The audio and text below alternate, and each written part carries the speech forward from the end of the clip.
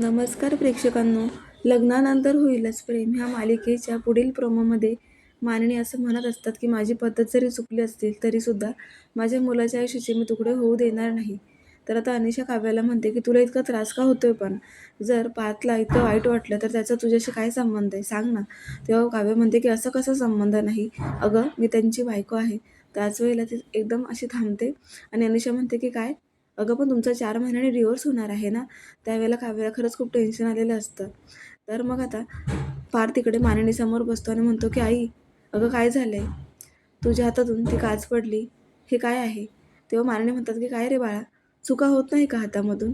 तेव्हा पार्थ म्हणतो की चुका होतात नाही, पण अशा चुका तुझ्याकडून ह्या आधी कधी झाल्या नव्हत्या. त्यावेळेला आता मानिनी एकदम शांत बसतात, कारण आपल्या मुलाने बरोबर प्रश्न विचारलाय पण त्याचं उत्तर मी त्याला सध्या नाही देऊ शकत, असंच त्यांना वाटू लागतं.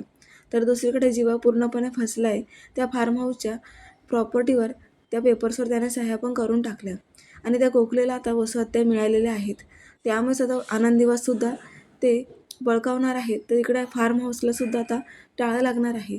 तर प्रेक्षकांना 2 धक्के आता देशमुखांच्या घरावर येणार आहेत. वसूहत्या आणि रम्या नंदिनी आणि काव्याला बरबाद करण्यासाठी कोणत्याही थराला जाऊ शकतात आणि आता त्यांची शिक्षा माफ झाल्यावर ते एकदम मोकट झालेले आहेत. तेव्हा आता पुढे काय होणार हे आपण उद्या पाहणारच आहोत. पण तुम्हाला आजचा भाग कसा वाटला कमेंट करून नक्की कळवा. व्हिडिओला लाईक करा, शेअर करा. असेच डेली प्रोमो पाहण्यासाठी चॅनलला नक्की सबस्क्राईब करा. धन्यवाद.